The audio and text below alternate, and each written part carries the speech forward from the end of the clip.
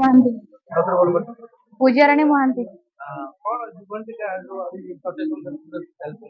ଆମେ ଶିଖିଲେ କି କିଛି ଆମର ଏଇଠୁ ମାନେ ନିଜର ନିଜକୁ କେମିତି ସଚେତନତା କରିବା, ସେଇଠୁ ଆମେ ଖେଳକୁଦ କଲା ବେଳେ ଆମର ହେଲ୍ଥକୁ ନେଇ କିମ୍ବା ଆମେ ସବୁଥିପାଇଁ କେମିତି ସାଟିସ୍ଫାଏଡ୍ ହେଇପାରିବା, ସେଇ ଜିନିଷକୁ ନେଇ ଆମେ କିଛି ଶିଖିଲେ ଏଠୁ।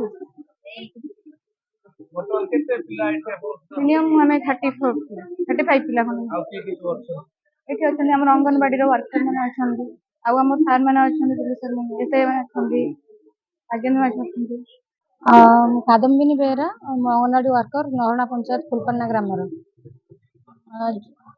ହଁ ହଁ, ଏଇ ଯୋଉ ବନ୍ଦର ମେରାଇନ ଥାନାରେ ଆଜି ଜୁଭେଣ୍ଟିଙ୍କା ବୋଲି ଗୋଟେ ପ୍ରୋଗ୍ରାମ ଆମର ହେଇଥିଲା, ଯୋଉଥିରେ କି ଆମର ଆମ ମାନେ ଗ୍ରାମ ପଞ୍ଚାୟତ ଭିତରେ ଥିବା ଆମ ସର୍କଲରେ ଥିବା ଯୋଉ ଆମର ଆଡଲ୍ଟ ଗାର୍ଲ ଆଉ ବଏଜକୁ ସବୁ ଡକା ଯାଇଥିଲା, ଯୋଉଥିରେ କି ଆମମାନେ ଯୋଉ ଆଡଲ୍ଟ ଗାର୍ଲ ରହୁଛନ୍ତି ଡରୁଛନ୍ତି ମାନେ ପୋଲିସଙ୍କ ସହିତ ମାନେ କେମିତି ତାଙ୍କ ଭିତରେ ଯୋଉ ସେଲ୍ଫ ଡିଫେନ୍ସଟା ଆସିବା ପାଇଁ ସେ ଯୋଉ ଡରୁଛନ୍ତି ନା, ସେଟା ଆଜି କିନ୍ତୁ ପୋଲିସ ପାଖରେ କିନ୍ତୁ ଆମେ ଫ୍ରେଣ୍ଡଲି କଥା ହେଇପାରିବା, ତାଙ୍କ ସହିତ ଯାହା ଆମର ପ୍ରୋବ୍ଲେମ ହବ ଆମେ ଫେସ୍ କରିବା, ଆସିକି ପୋଲିସ ଷ୍ଟେସନରେ ସେଟା ଆରାମସେ କହିପାରିବା, ଆମେ ଡରିବାନି, ଆମ ଭିତରୁ ଭୟ ମାନେ ଛାଡିଯିବ।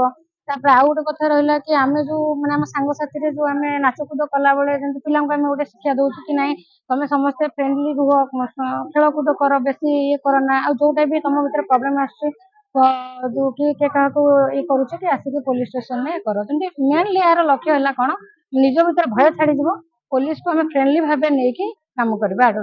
କେତେ ପିଲା ଯୋଗ ଦେଇଥିଲେ? ହଁ, ଆମ ପ୍ରାୟତଃ 100 ଜଣ ପିଲାଙ୍କୁ ନେଇକି ଆମେ କରିଥିଲୁ, ଆଉ ଯୋଗ ଦେଇଥିଲୁ ସମସ୍ତେ ଆମ ଅଙ୍ଗନବାଡି ୱାର୍କର, ଆମ ସୁପରଭାଇଜର ବି ପ୍ରେଜେଣ୍ଟ, ଆମ ସୁପରଭାଇଜର ପ୍ରେଜେଣ୍ଟ ଥିଲେ, ତାପରେ ଯୋଉ ଆମର ପୋଲିସ ଭାଇ ମାନେ ସବୁ ଯୋଉ ଅଛନ୍ତି, ଆମର ସାର୍ ମାନେ ସବୁ ଥିଲେ, ଥାନା ଷ୍ଟାଫ ଯେତେ ସବୁ ସମସ୍ତେ ଥିଲେ, ଏସବୁ ଯୋଗ ଦେଇକି ଆଉ ଭଲସେ ଆମକୁ ବି ବୁଝେଇଲେ, ଆମେ ବି ବୁଝିଲୁ, ଆମେ ସଚେତନ ହେଇକି ଆମ ସେଣ୍ଟ୍ରାଲ ଲେବୁଲରେ ବି ଆମେ ଏଇଟା କରିପାରିବୁ, ସବୁ କିଛି କାମ ଆଡଲ୍ଟ ମାନଙ୍କୁ କେମିତି ସାହସ ଦେଇପାରିବୁ, ସେ କେମିତି ଆଗକୁ ଯାଇପାରିବୁ।